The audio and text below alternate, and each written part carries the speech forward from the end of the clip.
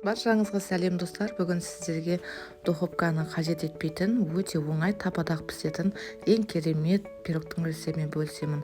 Каналымнан алыстамай видеомды соңына дейін қараңыздар. Бұл пирогты мен екінші рет пісіріп отырмын. Өте қатты ұнады, өте дәмді және де жұмсақ болып шығады. Бұл пирогтың жасалуы да өте оңай, қарапайым, үйдегі бар зат қана кетеді. Ең маңызды біздерге 300 грамдай фарш болса жеткілікті, және де ең үлкен мен осындай пиязды таңдап алдым. Осы пиязымызды біздер жаңағыдай ұсақтау етіп тураймыз.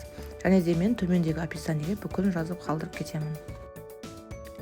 Енді тапамызға аз мөлшерде мен сұйық май құйып алдым. Енді бірінші біздер жаңағы турап алған пиязымызды қызартып қуырамыз.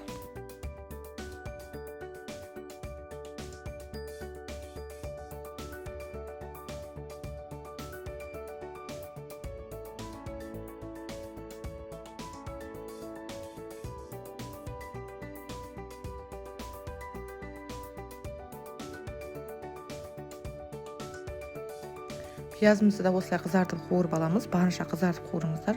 Енді үстіне фаршымызды салып, екеуін жаңағыдай қуырамыз. Осы кезде үстіне тұз салыңыздар, қара бұрыш, әдемі дәмдеуші салсаңыздар болады. Осыны жақсылап қуырылғанша қойып қойыңыздар, бетін жауып қоямыз.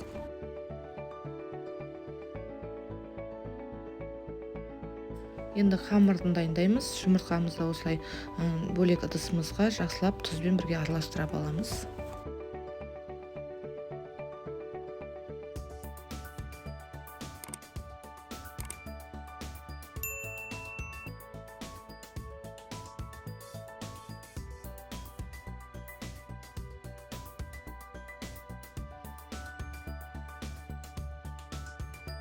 Енді үстіне бөлме температурасында тұрған айранымызды да құямыз.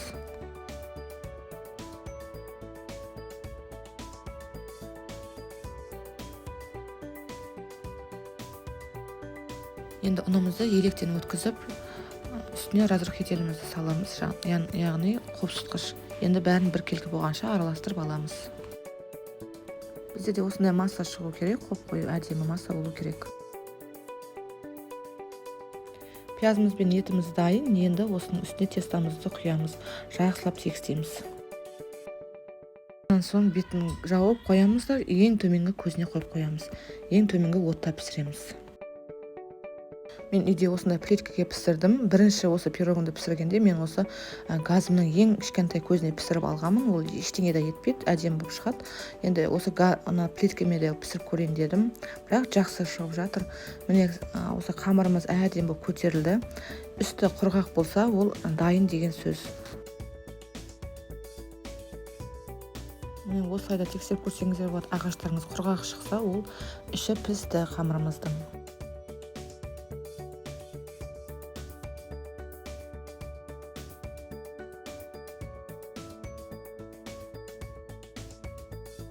Енді қамырымыздың үстіне осындай пергаментіне қағаз төсеп, астына тарелкамызды қойып төңкереміз.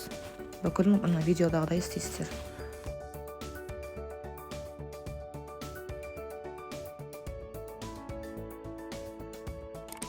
Міне көріп тұрғандарыңыздай әдемі болып шықты. Сіздерде де осындай болып шығу керек. Тапамыздың ішінде азғантай қалды, оны жаңағыдай осының үстіне қойып жіберсеңіздер болады.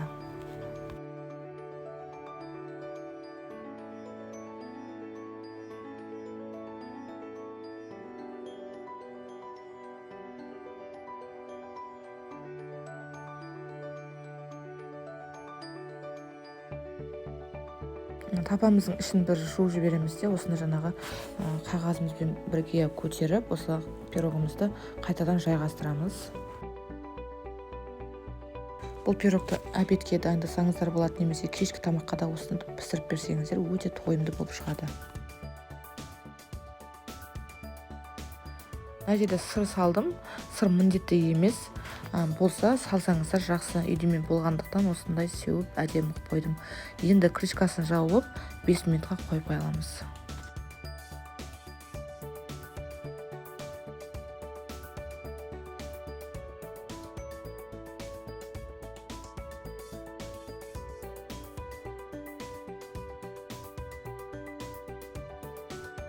міне қыздар, көріп тұрғандарыңыздай сырымыз дайын болды. 5 минуттың ішінде пісіп шықты.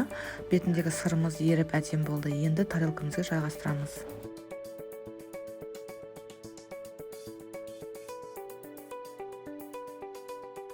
Енді астында қағазын осылай өзіңізге ыңғайлы етіп алып аласыздар.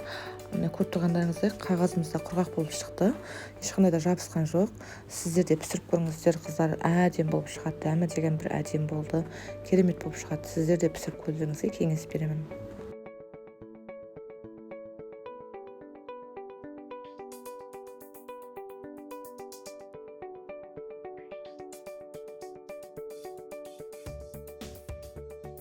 Наны жұмсақ болып шықты. Дәмі де ерекше болады. Сіздер де пісіріп көріңіздер. Бұл рецепт ұнаған болса, лайк, комментарий қалдырып кетіңіздер. Және де менің каналыма тіркеліп кетіңіздер. Алдағы уақытта керемет рецепттер салатын боламын. Сау саламат болыңыздар.